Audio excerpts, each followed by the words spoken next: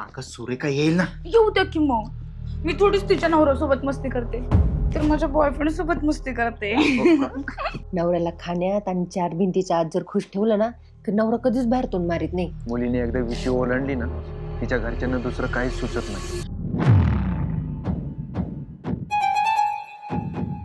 लवकर म्हणजे अगं वय झालंय तुझं आणि हेच तर खरं वय असतं लग्नाचं.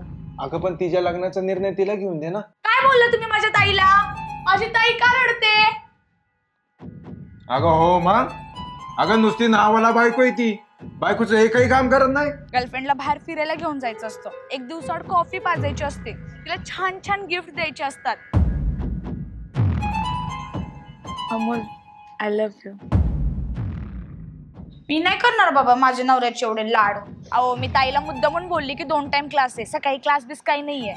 आणि मी तुला सांगितलं होतं की आपल्या रस्त्यात खूप अडचणी येतील, संकट येतील, आणि तू आताच रडायला लागली.